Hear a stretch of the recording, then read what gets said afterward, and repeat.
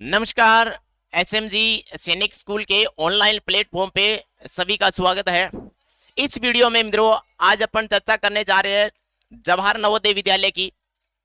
नवोदय विद्यालय में चयन की प्रक्रिया क्या रहेगी, कितने नवोदय विद्यालय है, किस प्रकार बच्चों को पढ़ाया जाता है, लैंग्वेज यानी भाषा कौन सी रहती है नवोदय विद्यालय में चयन के बाद, कितनी सीट है, कितनी फीस लगती है, इन तमाम बिंदुओं पे इसी वीडियो में अपन लोग क्या करेंगे, चर्चा करेंगे। तो सबसे पहले जवाहर नवोदय विद्यालय एडमिशन से लेकर के पढ़ाई तक की संपूर्ण जानकारी हिंदी में हर माता पिता को ये वीडियो देखना है। तो जितने भी अभिभावक गण देख रहे हैं इस वीडियो को स्टार्ट से लेकर के अंत तक इस वीडियो को देखें। इसमें आपके जवाहर नवोदय विद्यालय से संबंधित जितनी भी जानकारी, जितने भी डाउट है वो सारे क्लियर होने वाले हैं। तो अंत तक वीडियो को देखें।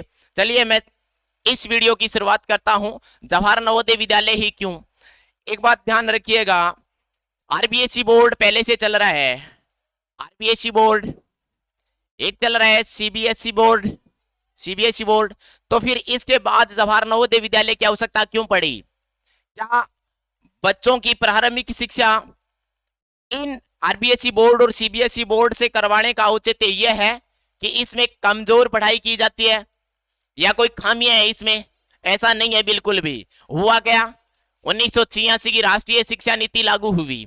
1986 की राष्ट्रीय शिक्षा नीति लागू हुई, राष्ट्रीय शिक्षा नीति आई तो भारत के तमाम विद्वान लोगों को इकट्ठा किया गया और उनके साथ मंथन किया गया, विचार विमर्श किया गया कि आरबीएसई बोर्ड और सीबीएसई बोर्ड से भी बेहतर शिक्षा उपलब्ध करवाई जाए बच्चों को, उससे भी बेहतर उच्च लेवल की उच्च गुणवत्ता की शिक्षा दी जाए।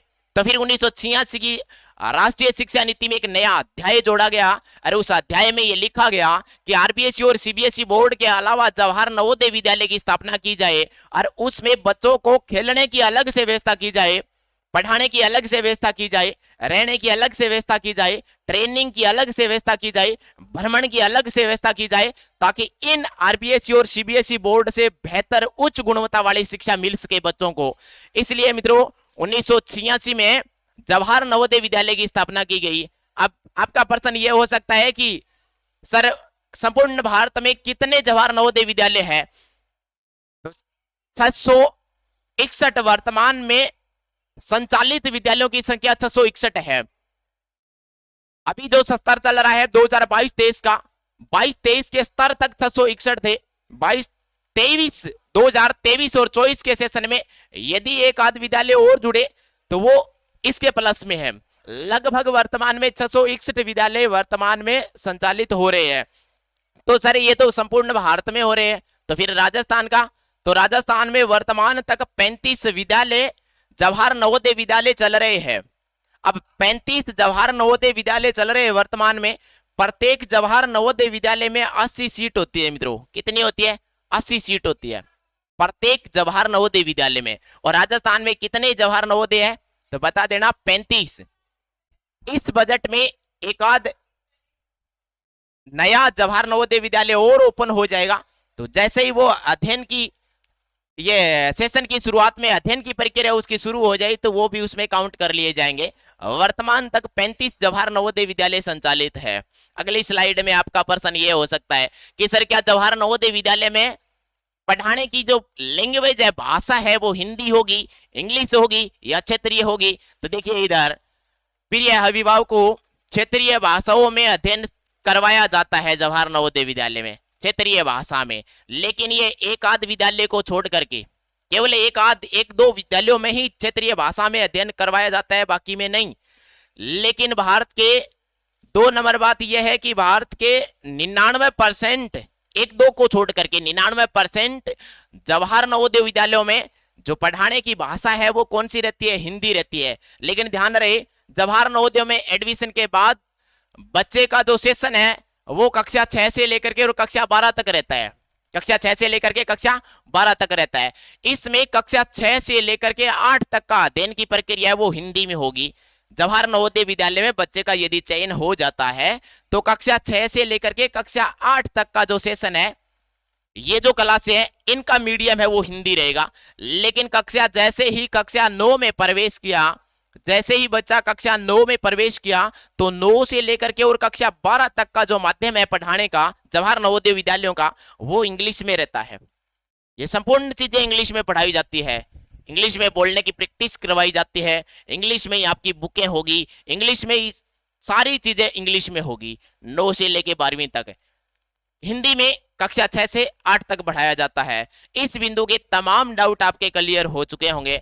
नेक्स्ट स्लाइड में देखते हैं आपके अगले पर्सन की जानकारी। आरक्षण की प्रक्रिया क्या है मित्रों, बता देता हूं। आरक्षण की प्रक्रिया जो भारत में चल रही है, जो कॉम्पिटिटिव एग्जाम में जो आरक्षण की पद्धति चल रही है, वो यहाँ लागू नहीं है, वैसा मामला यहाँ नहीं है। इसमें क्या होता है, जवाहर नवोदय में यदि आपके बच्चे का प्रवेश हो रहा है, आप यदि बच्चे को तैयारी करवा रहे हो, तो मान लीजिए जैसे कि 80 सीट बताई मैंने प्रत्येक नवोदय विद्यालय में, मान लीजिए ये 80 सीट है, एक उदाहरण लेते हैं।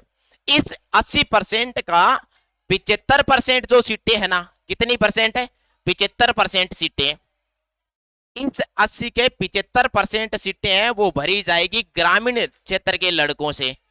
ग्रामीण बच्चों से 75% 80 की भरी जाएगी, और इसमें से 1/3 यानी 33% सीटें वो लड़कियों के लिए रखी जाएगी। लड़कियों को कितना परसेंट आरक्षण दिया जाएगा, 33% आरक्षण दिया जाएगा।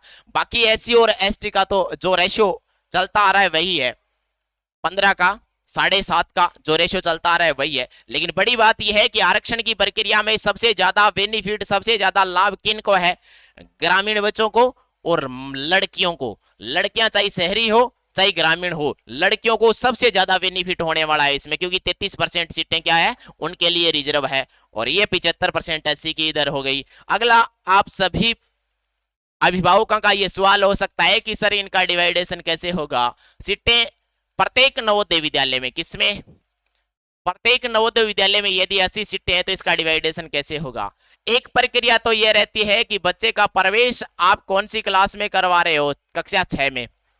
आप कक्षा 6 में यदि प्रवेश करवा रहे हो, किसमें, कक्षा 6 में, तो सीटें खाली रह जाए तो कक्षा 6 से लेके और 8 तक की, कक्षा 6 से लेके 12 तक की प्रक्रिया है। इसमें प्रवेश परीक्षा में लिखित परीक्षा होगी, क्या होगी, लिखित परीक्षा होगी। इस लिखित परीक्षा में कक्षा 6 का प्रवेश होगा, इस लिखित परीक्षा से ही कक्षा 9 में प्रवेश होगा। लेकिन कक्षा 11 और कक्षा 12 में प्रवेश के लिए लिखित परीक्षा नहीं ली जाएगी, आपके कक्षा 10 के जो अंक है उनके अनुसार प्रवेश दिया जाएगा। एक बार फिर देखिए, सीटों का आवंटन कर लिया, आवंटन करने के बाद में सीटें कैसे भरे, तो फिर ध्यान दीजिएगा, प्रवेश में कक्षा 6 के लिए लिखित परीक्षा ली जाएगी। प्रवेश में कक्षा 9 के लिए यदि सीटें खाली है तो वो खाली का विज्ञापन निकलेगा, आवेदन लिए जाएंगे, फिर पेपर करवाए जाएंगे, और पेपर करवाए जाएंगे तो कक्षा 9 में भी लिखित परीक्षा होगी। लेकिन कक्षा 11 और 12 के लिए जो आवेदन आएगा, सीटें खाली रहेगी कक्षा 11 में, तो उनके लिए लिखित परीक्षा पेपर नहीं होगा। उसमें कक्षा 10 की 10वीं कक्षा के जो आपके प्रतिशत है उसके आधार पे आपका क्या है, सीटें भरी जाएगी, आपका नंबर आएगा, आपका चयन होगा। तो जब विज्ञापन आए कक्षा 11 के लिए, तो 10वीं क्लास में अच्छे अंक है बच्चे के, तो वो आवेदन जरूर करे। अगला आपका सवाल ये हो सकता है कि सर फीस की प्रक्रिया क्या रहती है जवाहर नवोदय विद्यालय में।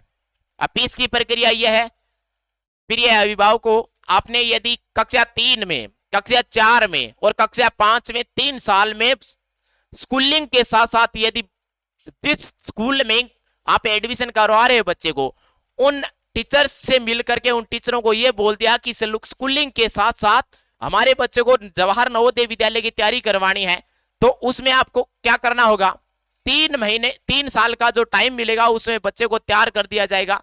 तैयार करने के बाद जैसे ही आवेदन निकलेंगे, फॉर्म भरवा दिया जाएगा, पेपर हो जाएगा, आपके बच्चे का चयन हो जाएगा। चयन होने के बाद में शून्य फीस लगेगी, शून्य बिल्कुल भी फीस नहीं लगेगी, निःशुल्क रहेगा, सारा खर्चा सरकार देगी। आपको अपने बच्चे को डॉक्यूमेंट दस्तावेज तैयार करके वहां जवाहर नवोदय विद्यालय तक पहुंचाना है, उसके बाद संपूर्ण पढ़ाई की जिम्मेवारी सरकार की होती है।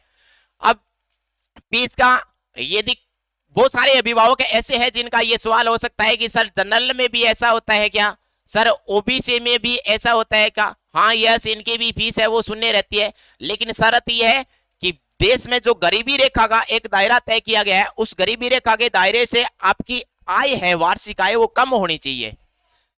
ओबीसी और जनरल के बच्चों की फीस शून्य रहती है, लेकिन उसमें क्या करना होता है, जो देश की एक रेखा बनाई गई है कि इससे ऊपर ऊपर वाले वार्षिक आय वाले अभिभावक है वो गरीबी रेखा से ऊपर कहलाएंगे, और इस वार्षिक आय से नीचे नीचे वाले अभिभावक क्या कहलाएंगे, गरीब कहलाएंगे। तो आप गरीबी रेखा के नीचे वाले दायरे में आते हैं तो आपकी फीस शून्य है। बाकी एससी वाले फ्री है, एसटी वाले फ्री है, और लड़कियों के लिए तो बिल्कुल ही फ्री है। कोई सी भी कास्ट की हो, जनरल की हो, बीसी की हो, एससी की हो, एसटी हो, बिल्कुल फीस नहीं लगेगी। अगला आपका सवाल यह हो सकता है, नेक्स्ट पेज पे चलता हूं, और मेरे विचार से आपके सारे के सारे डाउट है वो इस वीडियो में कंप्लीट हो चुके होंगे कि जवाहर नवोदय विद्यालय की आवश्यकता क्यों पड़ी, क्योंकि उच्च क्वालिटी की क्या देनी है, बच्चों को शिक्षा देनी है। इसलिए आरबीएसई बोर्ड से और सीबीएसई बोर्ड से हट करके एक जवाहर नवोदय विद्यालय की विकल्प चुना गया। फीस का मैटर मैंने बता दिया, लैंग्वेज का मैटर मैंने बता दिया। जल्दी मैं अगले वीडियो में जवाहर नवोदय विद्यालय का सिलेबस क्या है, बच्चे को किस प्रकार से तैयारी करनी चाहिए, ताकि पहले ही एग्जाम में आपके बच्चे का चयन जवाहर नवोदय विद्यालय में हो जाए। तो इस वीडियो में इतना ही। नेक्स्ट वाला जो वीडियो होगा उसमें सिलेबस के साथ मिलते हैं। तब तक के लिए हमें दीजिए इजाजत। जय हिंद, जय भारत।